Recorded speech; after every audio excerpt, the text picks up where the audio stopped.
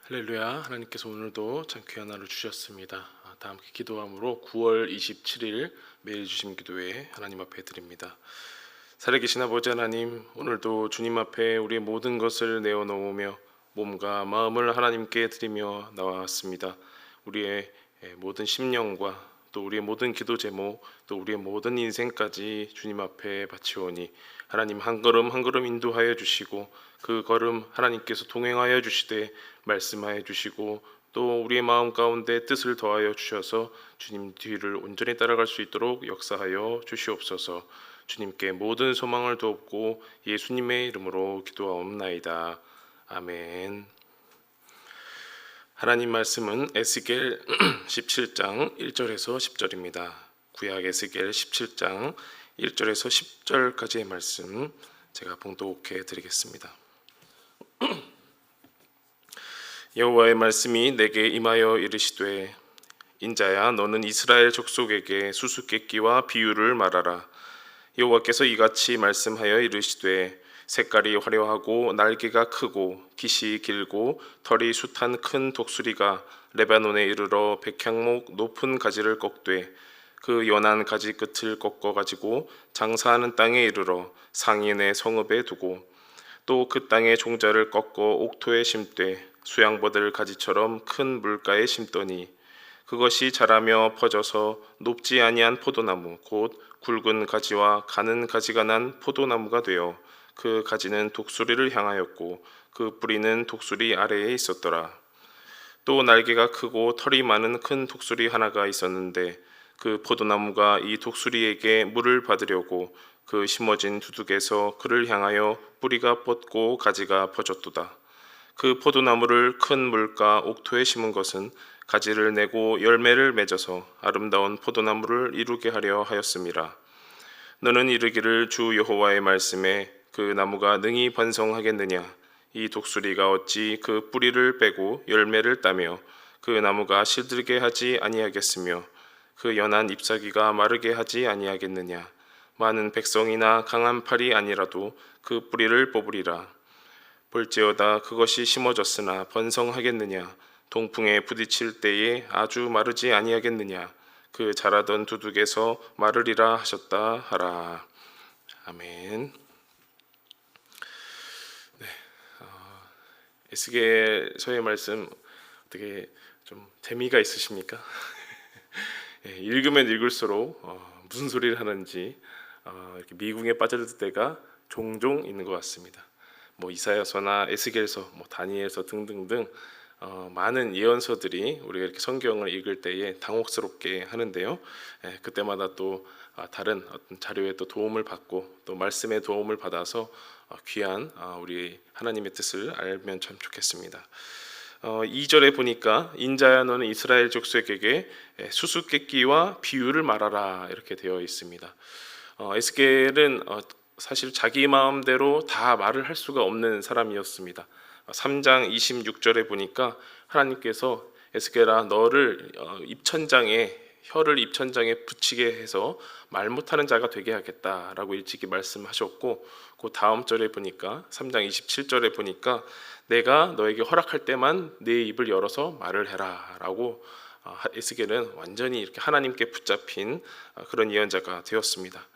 그런데 하나님께서 이제 명령을 주셔서 하나님의 말씀이 임하여 이르시되 하면서 명령을 주셔서 말씀을 하게 하셨는데, 오늘 말씀은 그냥 말도 아니고 수수께끼와 비유를 말하라라는 것입니다.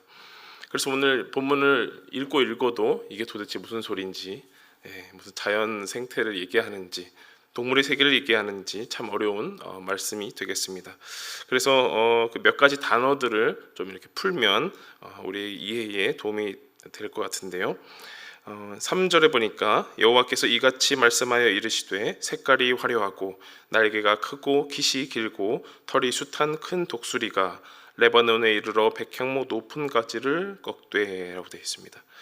여기서 나오는 큰 독수리, 첫 번째 나오는 큰 독수리가 바로 바벨론을 의미합니다. 그 바벨론을 의미하는 큰 독수리가 레바논에 이르러서 백향목 높은 가지를 꺾었다라고 되어 있습니다. 여기에 나오는 백향목 높은 가지가 이스라엘의 유다의 남유다의 마지막 정통성을 이을 수 있는, 그래서 포로로 끌려갔다가 석방이 되는 여호야긴 왕이 되겠습니다. 그 여호야긴 왕을 큰 독수리가 백향목 높은 가지를 꺾듯이 바벨론이 여호야긴을 끌고 가서 4절에 나오는 것처럼 장사하는 땅에 이르러서 그 성읍에 두었다. 그래서 포로로 끌고 갔다라는 것입니다. 5절 말씀을 보니까 또 그 땅의 종자를 꺾고 옥토에 심되 수양버들 가지처럼 큰 물가에 심더니라고 되어 있습니다. 이제 여호야긴을 끌고 갔으니까 그 다음에 왕을 세웠지 않습니까? 시드기야, 남유다의 마지막 왕을 시드기야를 바벨론이 세웠는데요. 그 종자가 5절에 나오는 종자가 바로 시드기야 왕이 되겠습니다. 시드기야 왕도 이제 꺾어집니다. 그래서 나중에 옥토에 심었다라고 나오는데 그 옥토가 바벨론 땅, 그러니까 포로된 땅에 심었다라는 것입니다. 이렇게 비유된 말씀을 이렇게 하나하나 수수께끼처럼 이렇게 내주셨는데요. 그렇게 이 옥토에 백향목 가지나 또 옥토에 그 종자를 꺾어서 이렇게 심었더니 거기에서 자라고 퍼져서 포도나무가 되었다. 굵은 가지도 나고 얇은 가지도 나서 포도나무가 되었는데, 이 포도나무가 자기를 꺾어준 그 독수리에게 마치 은혜를 갚듯이 이렇게 독수리를 향하여서 가지가 쫙 났다라고 하는 것이 6절의 말씀입니다. 7절에 또 다른 독수리가 등장합니다. 7절에 보니까 또 날개가 크고 털이 많은 큰 독수리 하나가 있었는데 그 포도나무가 이 독수리에게 물을 받으려고 그 심어진 두둑에서 그를 향하여 뿌리가 뻗고 가지가 퍼졌도다. 이 포도나무를 자라게 한 첫 번째 독수리가 있음에도 불구하고 이 포도나무는 두 번째, 그러니까 다른 독수리에게 마음을 가게 합니다. 그래서 그 포도나무 가지가 다른 독수리에게 향해서 물을 받으려고 가지가 나게 됩니다. 그런 하나님은 에스겔을 통하여서 9절 이하로 보면서 그렇게 다른 독수리로 향한 그 포도나무가 번성하겠느냐, 잘 살겠느냐, 열매를 맺겠느냐, 그것은 반드시 마를 것이고 동풍에 마르고 뽑힐 것이다, 이렇게 말씀을 하는 것이죠.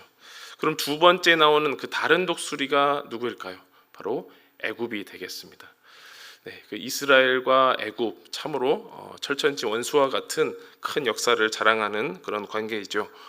하나만 생각해도 우리가 출애굽을 생각을 해보면 어떻게 그 나온 나라입니까? 이스라엘이 그 애굽에서 얼마나 노예 생활을 하고 얼마나 힘들게 나온 나라입니까? 그런데 하나님은 비유로 말씀하시기를 그 다른 독수리 애굽을 향하여서 유다가 손을 뻗쳤다라고 하는 것입니다. 이쪽이 그 유다의 마지막 성군이라 불리는 요시야 왕이 무깃도 전투에서 애굽에 의해서 죽었습니다.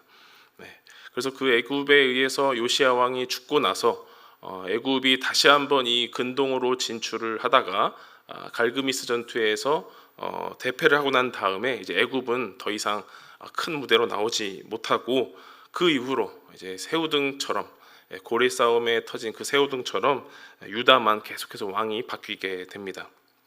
그래서 아까 그 백향목 높은 가지처럼 여호야긴이 세워지고 또 뽑혀서 그 종자가 뿌리듯이 시드기야 왕이 세워지게 되는데, 이 왕들이 하나같이 끌려가든지 또 친애굽 정책을 펼치면서 바벨론을 배신한다든지라는 것을 보여줄 수 있습니다.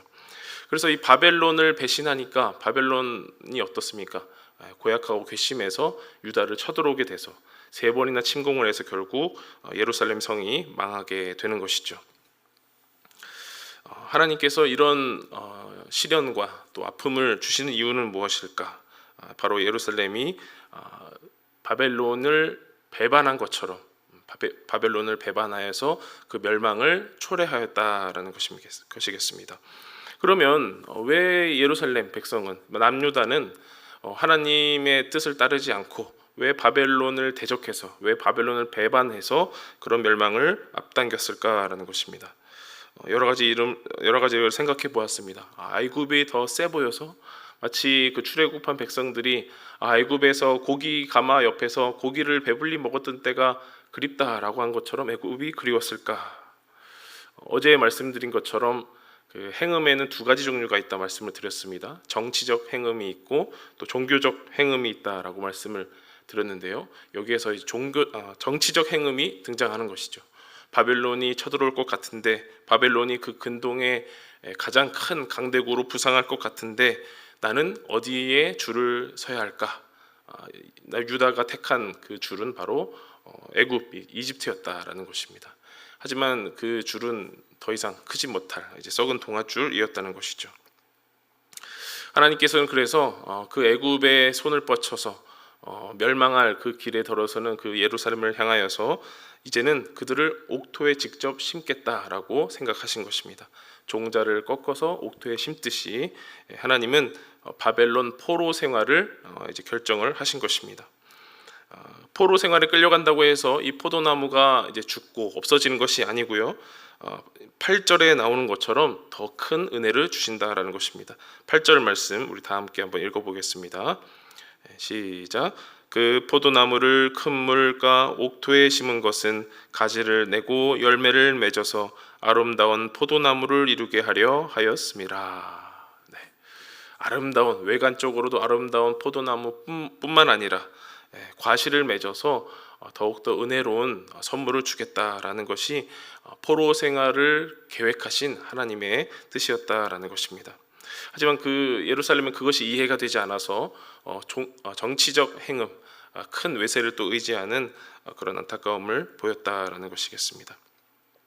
이제 이러한 수수께끼와 비유와 같은 말씀을 주셨는데요. 저는 한 가지 단어를 생각하게 되었습니다. 바로 일관성이라는 단어였습니다. 일관성. 하나님의 백성이 되어서 하나님의 뜻을 따라서 살고자 하는 그 사람들에게는 일관성이 있어야 된다라는 것입니다. 하나님의 뜻을 받았으면 그 뜻을 따라서 끝까지 일관적으로 갈 수 있는 그 힘이 있어야 되는데 일관력, 일관성 그것이 있어야 되겠는데 가다 보면 하나님의 뜻을 따라가다 보면 이게 아닌 것 같은데 또 더 큰 도움이 이거일 것 같은데 하나님의 뜻은 이것이 아닐까라고 하면서 그 일관성에서 벗어나게 되는 것이죠. 하나님의 뜻은 여기에도 있을 거야. 또 이렇게도 해보자. 저렇게도 해보자. 이렇게 일관성에서 벗어나는 길을 되는 것입니다. 일관성을 벗어났다라는 말을 성경에 좀 빗대서 말을 하면 배역하였다, 배반하였다라고도 볼 수가 있겠습니다.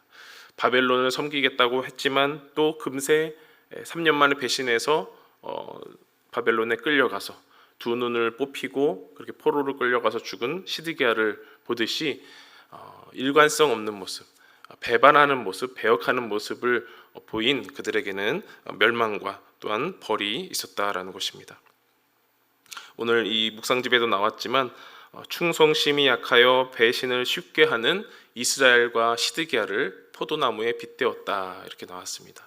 하나님 앞에 우리가 하나님의 뜻을 받고 또 말씀을 받고 기도의 그 감동을 받고 하나님께 기도를 올려드릴 때에 우리가 하나님 앞에 일관성을 갖추고 배역하지 아니하고 배반하지 아니하고 오늘도 하나님 앞에 나갔으면 좋겠습니다. 그래서 이 본문은 내일도 이어집니다. 오늘은 이제 비유가 나오고 내일은 그 비유에 대한 해석이 길게 나오는데 우리 내일까지도 쭉 이어가면서 하나님 앞에 일관성 있게 배역하지 아니하고 그 뜻을 온전히 주십시오. 오늘도 그 뜻을 따라서 매 순간 잘 살아갈 수 있도록 도와주십시오. 이렇게 함께 기도하며 나아가면 좋겠습니다. 다 함께 기도하겠습니다. 살아계신 아버지 하나님, 매일마다 우리의 삶 속에 하나님의 뜻, 하나님의 말씀을 주시길 간절히 소원합니다. 하나님, 우리는 아둔하고 우리는 지혜롭지 못해서 그걸 매 순간 잡아내지 못할 때가 있지만 그럴수록 주님 더욱 우리와 동행하여 주시고 주님 우리 손을 잡아주시고 우리를 이끌어 주셔서 매 순간 지혜를 주시고 슬기롭게 행할 수 있도록 인도하여 주시옵소서. 선택하고 집중해야 할 시간이 올 것입니다. 일관성 있게 나아가야 할 시간이 올 것입니다. 그때마다 하나님의 뜻을 배반하지 아니하고 충성된 마음으로 하나님의 그 뜻을 따라갈 수 있도록 역사하여 주시옵소서. 주님께 모든 소망을 두었고 예수님의 이름으로 기도하옵나이다. 아멘. 각자의 기도 제목을 가지고 함께 기도하시겠습니다.